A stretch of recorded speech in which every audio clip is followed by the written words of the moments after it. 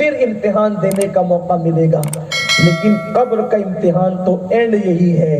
اگر حضور ناراض ہو کر چلے گئے، میں دعا کرتا ہوں اللہ کسی دشمن کو بھی وہ دل نہ دکھائے، کبھی نہ دکھائے۔ لیکن ہم کر کیا رہے ہیں؟ حضور کو ناراض کرنے کے سوا ہم نے کیا کیا ہے؟ حضور اقدس کا دل دکھانے کے سوا ہم نے کیا کیا ہے؟ سنیو، قبر کا خیال کر لو، بڑی بڑی باتیں کرنا چھوڑو، توبہ کرو، پلٹو، حضور سے معافی طلب کرو۔ بڑے قریب ہیں، بڑے قریب ہیں، ایک مرتبہ معافی مانگو گے وہ معاف کر دیں گے۔ ان کی طرف آؤ، تجدید وفا کرو۔ راتوں کو انٹرنیٹ پر گندے مناظر دیکھ کے ملنا کیا ہے؟ سوائے جہنم خرید کے ملنا کیا ہے؟ داڑیاں مڈا کے ملنا کیا ہے؟ آوارگی کر کے ملنا کیا ہے؟ عیاشی کر کے ملنا کیا ہے؟ جرائم کر کے ملنا کیا ہے؟ یاد رکھنا، گناہ میں لذت تو مل سکتی ہے لیکن کبھی عزت نہیں مل سکتی۔ اس لیے گناہوں سے توبہ کر لو اور پلٹ جاؤ اپنے نبی کی طرف۔ عزت پالو گے، وقار پالو گے، شان پالو گے۔ اور اگر جرائم کے اندر ڈوبے رہے، گرفتار رہے تو نازک ہے بہت غیرت سلطان مدینہ، وہ منہ بھی پھیر لیتے ہیں۔ اور یاد رکھنا، میں اور آپ کیا میرے عزیز، چھوٹی چھوٹی بات پہ وہ بڑے بڑوں سے منہ پھیر لیتے ہیں۔ ایک مرتبہ صدیق اکبر، جن کا ذکر سنا، صدیق اکبر ہے کوئی صحابہ میں ان سے بڑا؟ کوئی نہیں۔ امام الصحابہ صحابہ کو نماز پڑھاتے تھے اپنی حیاتی میں، حضور ظاہری حیات میں حضور نے ان کو اپنے مصلی پہ کھڑا کیا۔ ایک مرتبہ صدیق اکبر بیٹھے، حضور بھی بیٹھے ہوئے، ایک شخص صدیق اکبر کو برا بھلا کہہ رہے تھے۔ صدیق اکبر چپ چاپ سن رہے تھے، حضور علیہ السلام مسکرا رہے تھے، لیکن صدیق اکبر نے برا بھلا کہنے والے کو برا کہا، حضور اٹھ کر کھڑے ہو گئے، چہرہ پھیر لیا۔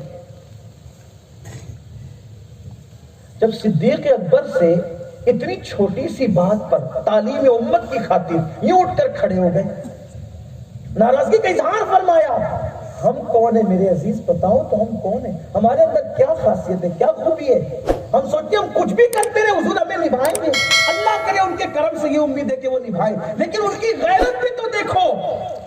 صدیق اکبر نے ہاتھ جوڑ لیا، آقا میرے ماں باپ آپ پہ قربان۔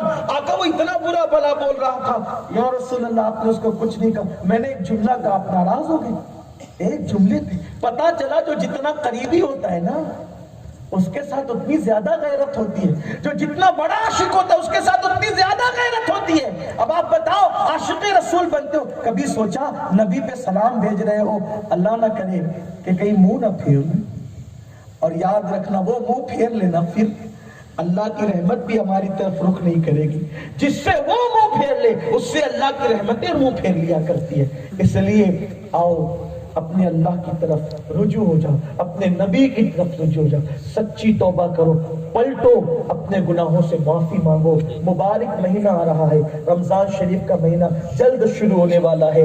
روزے کی پابندی کرنا، تراویح کا اہتمام کرنا، سحری میں جو ہے وہ انٹرنیٹ لے کر کے مت بیٹھنا، افطار میں انٹرنیٹ لے کر کے نہیں بیٹھ جانا، اس لیے کہ میرے آقا نے بشارت دی ہے کہ روزہ افطار کرنے والے کو دو خوشیاں ہیں، ایک تو روزہ افطار کرنے کی خوشی اور ایک تو لقائے رحمان کی خوشی۔ اور جب روزے کے وقت دعا کی جاتی ہے تو اللہ دعا رد نہیں کرتا بلکہ دعا اللہ قبول فرماتا ہے۔ تو قبولیت کے وقت ہم انٹرنیٹ لے کر بیٹھے ہوتے، واٹس ایپ لے کر بیٹھے ہوتے، آن لائن لوگ ہوتے ہیں۔ یاد رکھیے گا، اس رمضان شریف کو اپنے لیے غنیمت جانو، خوب توبہ کرو، خوب استغفار کرو، رمضان شریف کی تیاری ابھی سے کرو، مسجدوں کو آباد کرو۔ میں اللہ سے دعا کرتا ہوں کہ اللہ تعالیٰ سب سے پہلے مجھے معاف کرے، آپ سب کو معاف کرے۔ آؤ اپنے حضور کو راضی کریں، دل ہی دل میں کہیں یا رسول اللہ میری نیت نہ تھی کہ میں آپ کا دل دکھاؤں، لیکن حضور مجھ سے گناہ ہو گیا، اگر آپ کا دل دکھاؤ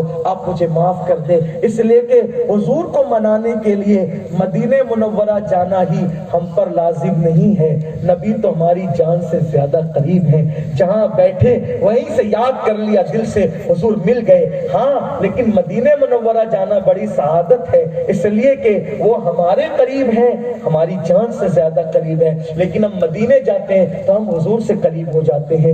کسی عبادت پر وہ نیکی نہیں ملتی جو حضور کے مزار پہ جانے سے ملتی ہے، کیونکہ ہر عبادت پر نیکی ملتی ہے اور نبی کے مزار پہ جانے سے شفاعت کا وعدہ ملتا ہے۔ من زارا قبری وجبت لہ شفاعتی۔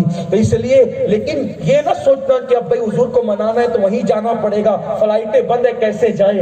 فلائٹیں بند کر سکتے ہیں لوگ، دروازے بند کر سکتے ہیں لوگ، لیکن ہمارے دل کی کھڑکیوں کو لوگ بند نہیں کر سکتے۔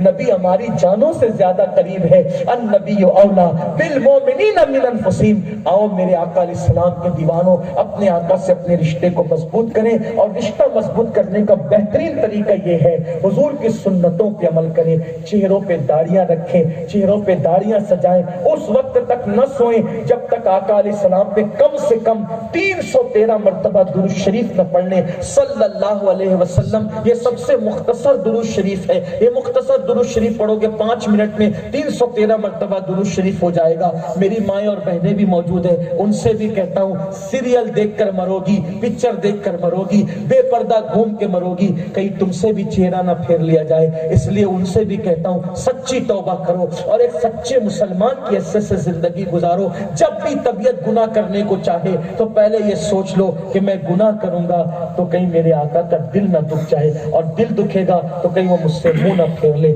اللہ ہم سب کی لاج رکھے۔ حضور سے ہم عرض کرتے ہیں یا رسول اللہ ہماری نیت نہ تھی آپ کا دل دکھائیں، آقا ہمیں معاف فرما دے، آپ سے جو بھی بھول ہوئی ہے، جو بھی غلطی ہوئی ہے حضور معاف کر دے، اس لیے کہ کر کے تمہارے گناہ مانگے تمہاری پناہ، تم کہو دامن میں آ، تم پہ کروڑوں درود، اپنے خطاوار کو اپنے ہی دامن میں لو، کون کرے یہ بھلا، تم پہ کروڑوں درود۔ اور یا رسول اللہ گندے نکمے کمین، مہنگے ہے کوڑی کے تین، کون ہمیں پالتا، تم پہ کروڑوں درود۔ یا رسول اللہ ہم سب پر کرم فرما دے۔ آقا آپ کے یہ غلام آج آپ سے اپنی غلطیوں کی معافی طلب کرتے، سرکار سب پر کرم کی نظر فرما دے، اور للہ قیامت کے دن ہم سب کی شفاعت فرمائے۔ آپ ہم سے منہ نہ پھیرے یا رسول اللہ۔ حضرت جامی نے بہت خوبصورت بات کہی تھی، اور وہ کہتے ہیں کہ آقا یا رسول اللہ تنم فرسودہ جاں پارا زی ہجراں، یا رسول اللہ دلم پشمردہ آوارا زیسیاں، یا رسول اللہ چو بازوے شفاعت را کشائی بر گناہ گارا، چو بازوے شفاعت را کشائی بر گناہ گارا، مکن محروم جامی را دراں، یا رسول اللہ میرے آقا جب آپ شفاعت کا بازو پھیلائیں تو آپ کا جامی کیسے محروم رہ سکتا ہے؟